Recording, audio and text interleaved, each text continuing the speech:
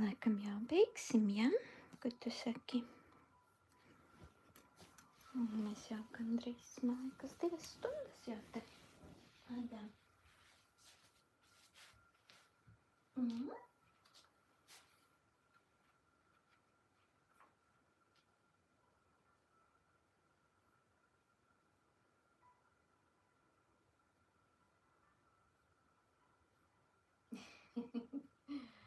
Negribu, ja neesi kaķēns, tu man jau tāds paliels kaķis.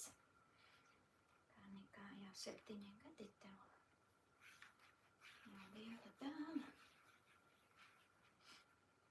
Kas tev te iemeties? Tie ir parasti salmi, un manam kaķim patīk gulēt šajā salmu gultā. Čau! Saku tev paldies, ka biji kopā ar mani. Piedzīvoji šo nelielo, labi nav neliela, 2 stundu gara tiešsaistes dzīvā ētera video, dzīvais bez montāžas elementiem, beigās arī ar kaķi. Un šis formāts ir domāts tādai vieglai skatīšanai, relaksējošai. Iespējams pieļaut domu vairāk vakaros, pirms gulētiešanas. Vai tā kā nedaudz varbūt aizmirstos par ikdienas notikumiem. Un vispār reizēm tajā steigā, stresā, ikdienas dzīvē, īpaši pilsētas vidē, piemēram, lielpilsētās, kur ir miljoniem daudz cilvēku, un kur tu jūties varbūt saguris no tā visa trokšņa, un tev gribas vienkārši kaut ko tādu fānā,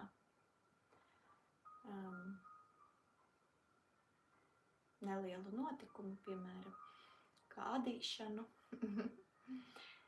vai reizēm vienkārši gribās, ja tu esi ilgstoši bijis viens, bet tev gribās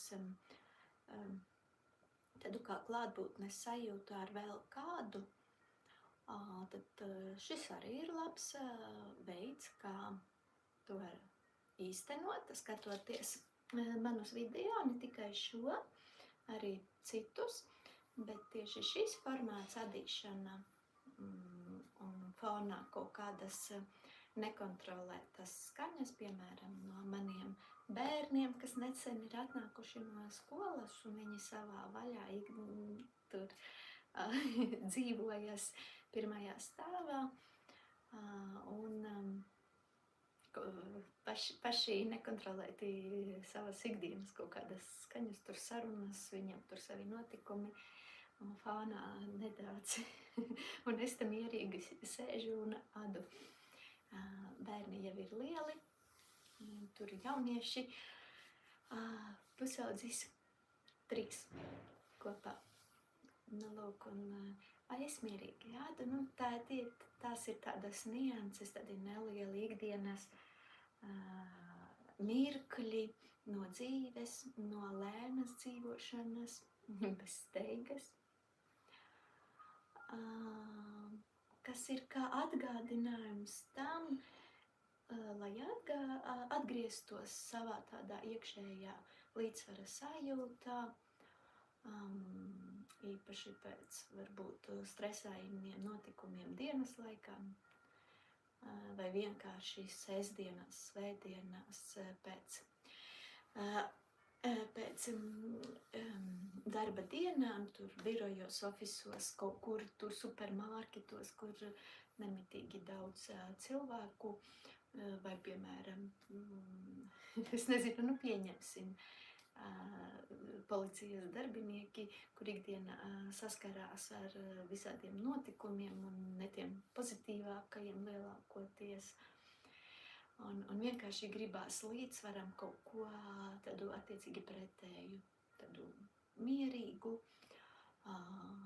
ikdienišķu, īpaši, ja, piemēram, kāds ģimenē, varbūt tūs cilvēks, bet jau ir aizgājis, vecmāmiņa, mamma, māsa, tante, pieņemsim, kura ir aizgājusi jau, un varbūt ir nostalģija pēc tā cilvēka, pēc tā, kā viņš varbūt regulāri arī sēdēja krēslā, adīja, tur fonā kaut kur kaķis ik pa laikam, vai paspēlēs, vai gulēja, vai vēroja, vai vienkārši, tādas ikdienišķas tuvinieku skaņas kaut kādas, tas ir reizēm, ir cilvēki, kuriem tas ir vajadzīgs, kuriem tā pietrūkst, un šeit tu to vari saņemt. Tas notiek tādā kā pašplūsmā, es daudz par to nepiedomāju, vienkārši tad, kad es gribu pati pādīt, pati relaksēties, tādu kā gūt arī līdzsvaru, man patīk ik pa laikam kaut ko tādu darīt, rokdarbi, tās pašas pastaigas dabā.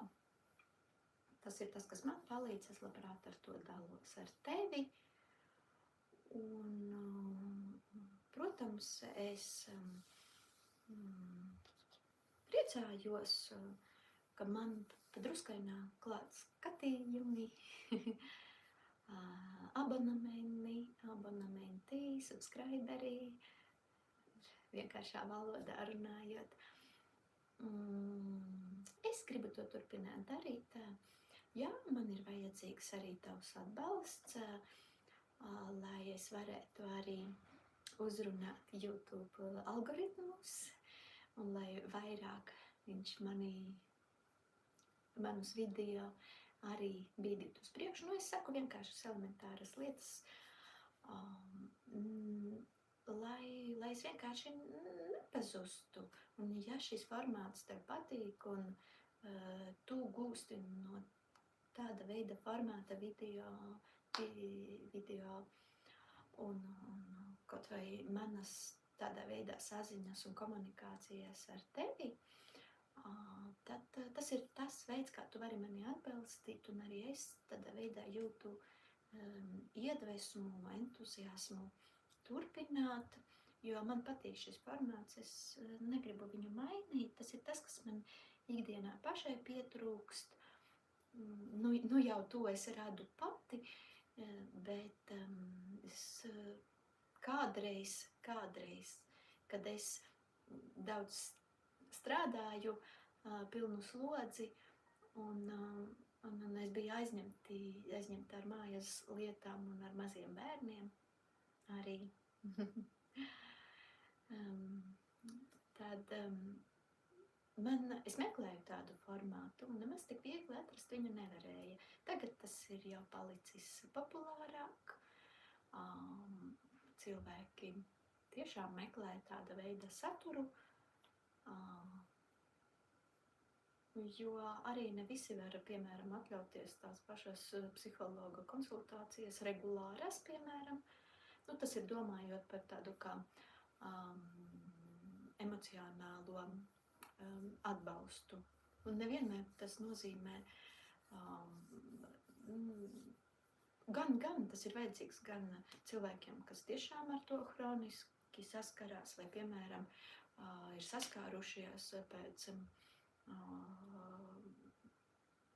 kaut kādiem notikumiem ar paaugstinātu stresu, un meklē veidus, kā atgūties, kā atrast to iekšējo balansu un kā smelties iedvesmu, kaut vai iegūt tādu kā mierinājumu, jo es zinu, ka tas man bija kādreiz vajadzīgs. Un nevienmēr es to varēju nodrošināt pati, nevienmēr ir viegli atrast kaut ko tādu, un